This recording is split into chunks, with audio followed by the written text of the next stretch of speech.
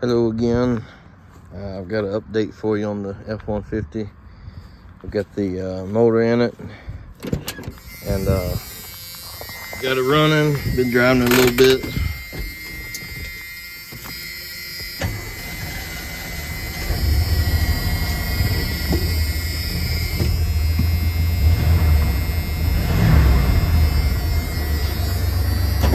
Ran a code on the motor to see why the check engine light's on. It says the EGR valve is bad.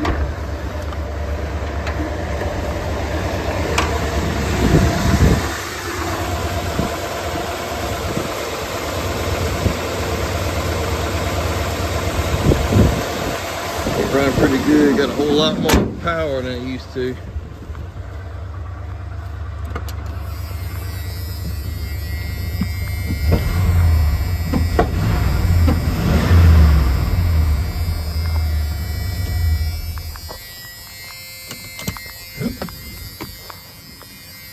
So I'm glad to have that thing about done.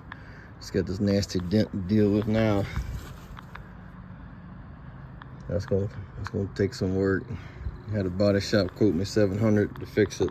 That one there. Pull that dent out and put some primer on it, cover up any kind of body filler they might have to put in it. I mean, you can see right there where the gas flap door is. That's even sunk in a little bit.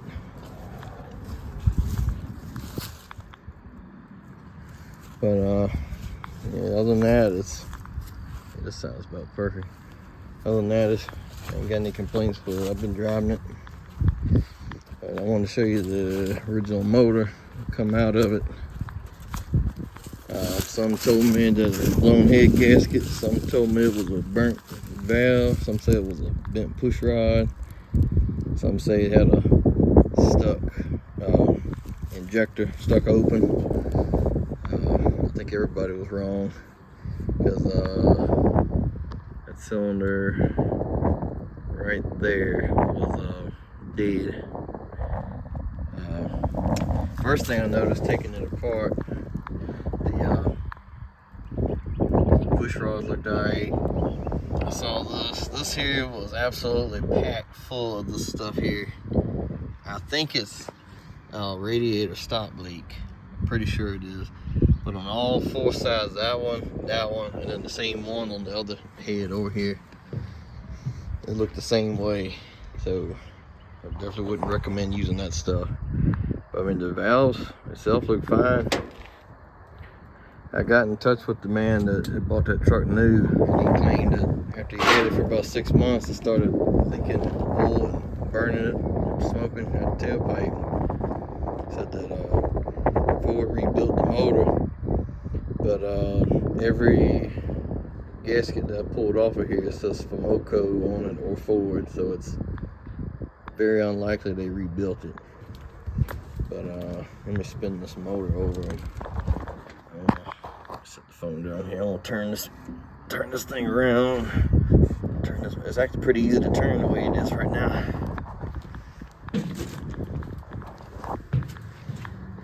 Look at that bad boy. Just about see all the way to the bottom. It literally melted that aluminum piston, and the you can't barely see it. You can see the ring in there. That's melted too, and right there. If I run the piston back down, you'll see part of the material is stuck to the cylinder wall.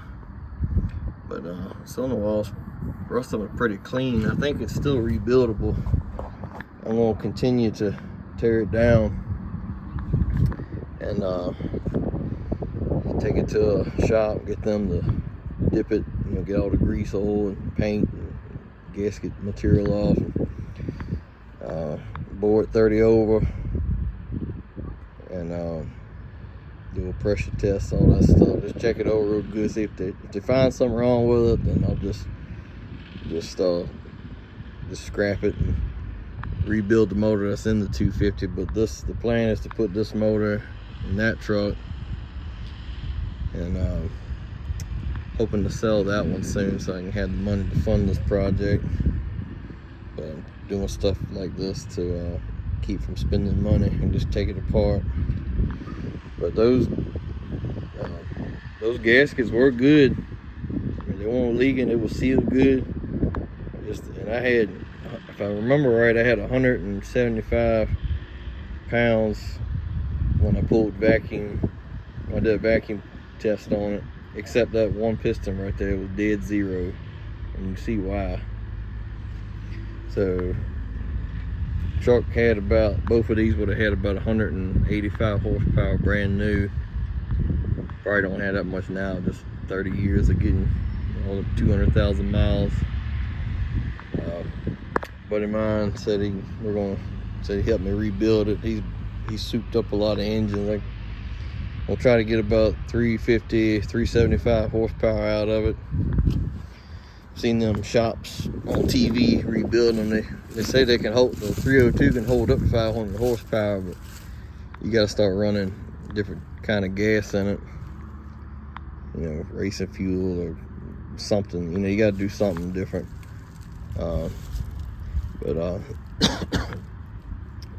My friend that rebuilt a lot of these engines, he said he pretty much knows how far you can soup them up and still be able to run regular or premium in it, pump gas, in other words. But another thing about them ports, them coolant ports, with them plugged up like that, I don't think it ever overheated, but it was sure running hot. I mean, you could just tell it was just running hot, and it's got plenty of carbon buildup on it. But it's see them valves there where they're starting to turn white. That thing, it was just running super hot. And let me see here. Look how these gaskets have swollen up.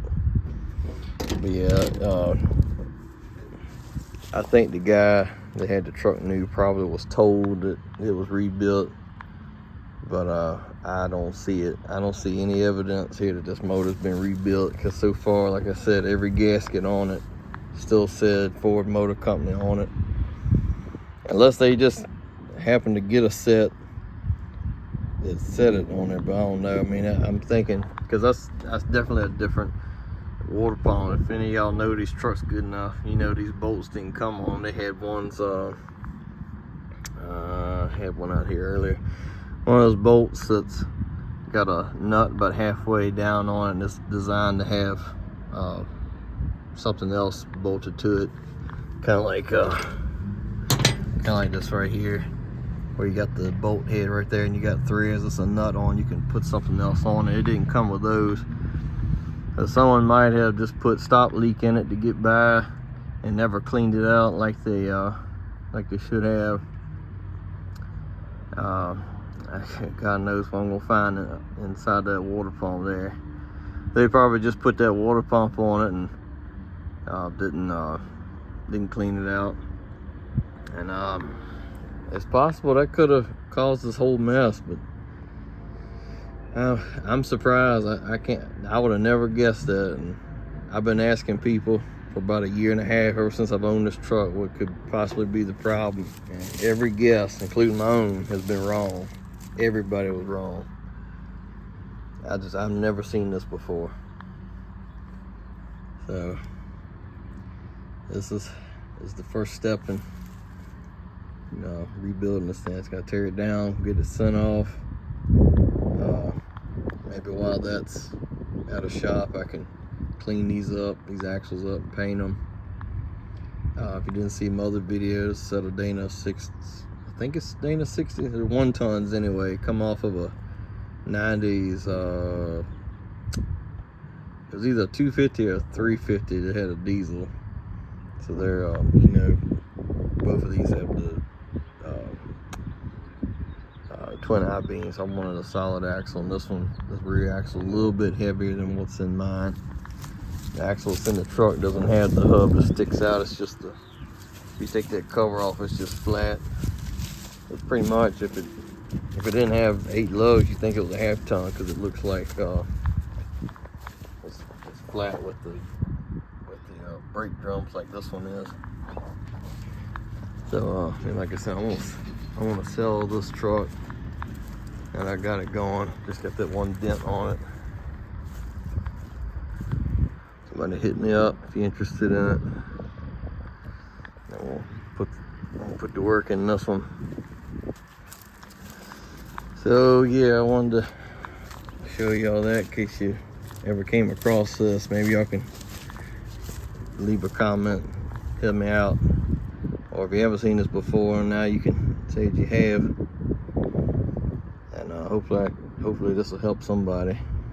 But it just goes to show you never know what you're gonna find until you go in and tear it down. I would have never expected this. So I'm just gonna keep tearing it down and see what else I find in it. Hopefully the machine shop will give me some good news on it. So I appreciate y'all watching. This one's about wrapped up other than that dent. So now I'm turning my attention to this one. So appreciate y'all watching.